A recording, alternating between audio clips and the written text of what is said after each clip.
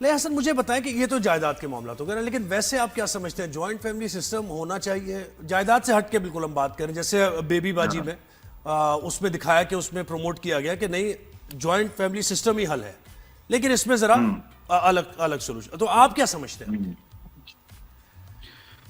اس دن میں ایک محاورہ کا انٹرویو دیکھ رہا تھا، سوری میں اس کو کوٹ کر رہا ہوں، اس نے بڑی اچھی بات کی تھی. اس نے بات کی کہ جوائنٹ فیملی سسٹم خراب نہیں ہوتا یا اچھا نہیں ہوتا، لوگ خراب ہوتے ہیں یا اچھے ہوتے ہیں اس سسٹم میں. تو مجھے بھی ایسا لگتا ہے کہ ہمارے یہاں معاشرے میں جوائنٹ فیملی سسٹم کا سروائیول اس لیے نہیں ہے کیونکہ لوگ ایک دوسرے کو نہیں سمجھ پاتے، اور بہت ساری دفعہ میرے ساتھ بھی ہوتا ہے کہ because I live with my parents and some times I can't understand them, some times you know they can't understand me. تو اس میں یہ پھر ہوتا ہے پھر ڈیڈ لاکس آنا شروع ہو جاتے ہیں. جب وہ ڈیڈ لاکس آنا شروع ہوتے ہیں نا، پھر وہ سچویشن آتی ہے جو کہ جمع تقسیم میں آئی ہے کہ میں گھر چھوڑ کے جا رہا ہوں، مجھے میری وراثت کا حصہ دے دیں، میں جا رہا ہوں، اور میرا یہاں پہ سروائیول نہیں ہے، میں جا رہا ہوں. تو اس لیے مجھے لگتا ہے کہ جوائنٹ فیملی سسٹم ہمارے سوسائٹی کو بہتر کرنے کے لیے آئی تھنک پہلا اسٹیپ یہ ہونا چاہیے کہ جوائنٹ فیملی سسٹم آپ ختم کر دیں.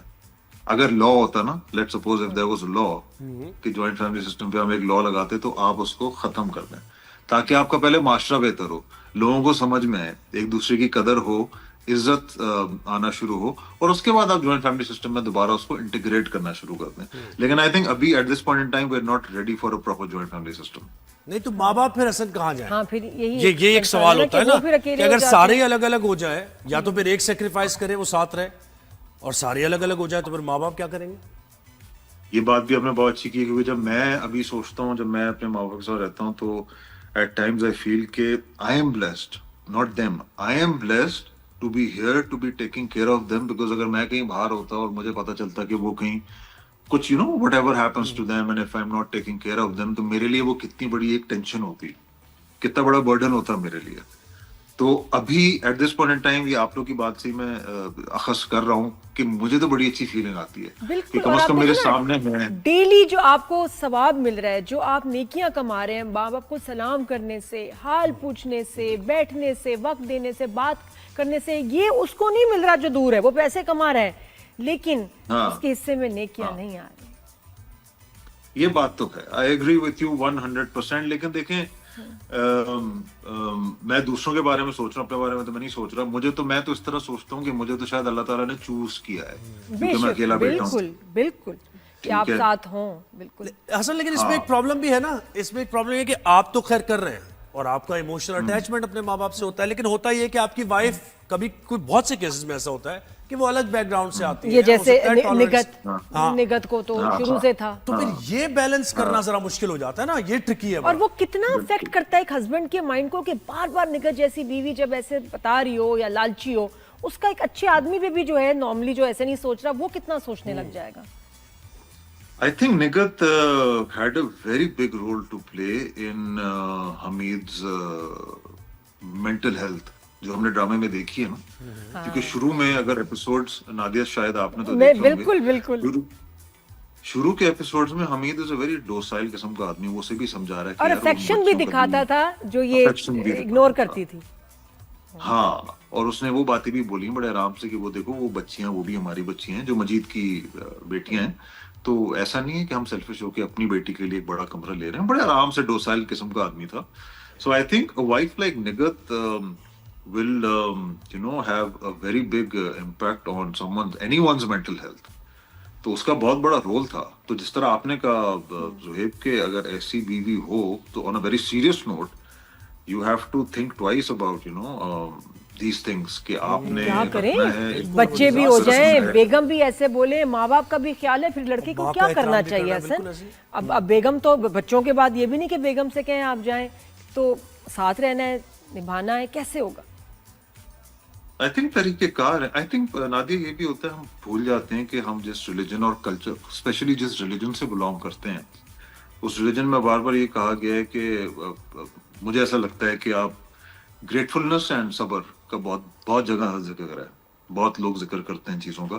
تو تھوڑا سا آپ ہو جائیں، تھوڑا سا آپ کر لیں، دیکھ لیں چیزیں، سچویشن دیکھ لیں، کہ بن رہی ہیں نہیں بن رہی. اگر نہیں بن رہی, آپ نے بہت صبر کر لیا تب بھی نہیں بن رہی, تو پھر آئی تھنک ریئلائز کر لیتے ہیں, ہسبینڈ ریئلائز کر لیں گے کہ اچھا یار حسن ہاں کوئی ٹھیک ایسا ہے. سین دونوں ڈرامے میں, جس ڈرامے میں بھی آپ کرتے ہیں جوائنٹ فیملی والا, جس میں رو پڑے ہو اور مطلب گھر آ کے ایسے ابا سے ملے ہو, پیرنٹس سے ملے ہو, ہاتھ چوما ان کا, کیونکہ ایسے میں تو اسکرین پہ دیکھ کے میں اتنا ایموشنل ہو رہی تھی, تو you are actually there doing it, تو کیسا, کس سین نے ایک دم ہلا دیا؟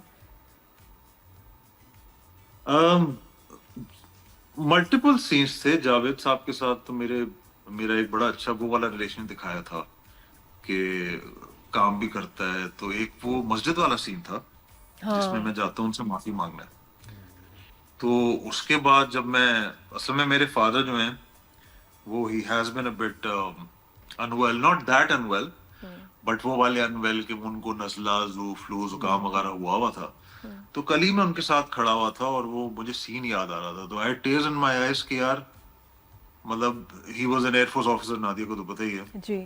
تو میں کھڑا ہوا تھا ان کے ساتھ اور میں یہ سوچ رہا تھا کہ ہی 78 ناؤ, اور ہم سارے اتنے ترم خان بنے پھرتے ہیں اس دنیا میں, لیکن ہر کسی کا ایک وقت آنا ہے. اور مجھے دیکھ کے ان کو وہ بھی ہو رہا تھا, میں نے اپنا منہ پھیر لیا because I wanted to cry, but میں یہ نہیں دکھانا چاہ رہا تھا کہ ان کو نہیں دکھانا چاہ رہا تھا کہ مجھے رونا آ رہا ہے. بالکل پر میں ان کے ساتھ کھڑا ہوا تھا جسٹ لوکنگ ایٹ ہم. تو مجھے وہ سین یاد آ رہا تھا کہ میرا نا فادر کے ساتھ جو بانڈ ہے وہ وہی والا ہے جو اس میں جمع تقسیم میں جاوید شیخ اور حمید کا تھا. It is exactly the same.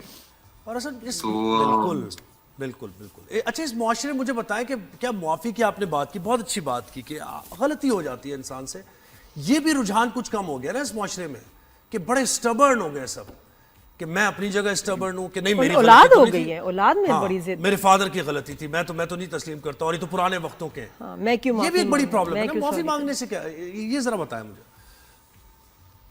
اصل میں سر 2-3 مسئلے ہیں کہ ایک تو یہ بھی مسئلہ ہے ہمارے معاشرے میں کہ کبھی بھی بڑے غلط نہیں ہو سکتے, ٹھیک ہے, اور ہمیشہ چھوٹوں نے ہی معافی مانگنی ہے. تو چلیں چھوٹے تو معافی مانگ لیں, لیکن بڑے جب نہیں معافی مانگیں گے تو کہیں نہ کہیں وہ دل میں بات رہ جاتی ہے. وہ ابھی میں ڈیبیٹ بھی پڑھ رہا تھا کہ پاؤں میں بیٹھ جانا چاہیے چاہے بڑوں کی غلطی ہی کیوں نہ ہو, ٹھیک ہے آپ نے بیٹھ جانا چاہیے. بٹ آج کل کا جو معاشرہ ہے وہ یہ بھی کہتا ہے کہ یار اکوالٹی تھوڑی سی ہو, تھوڑا سا ہم ایکسیپٹ کریں, بھلے معافی نہ مانگیں, ایکسیپٹ کریں, اپنی مسٹیکس ایکسیپٹ کر لیں.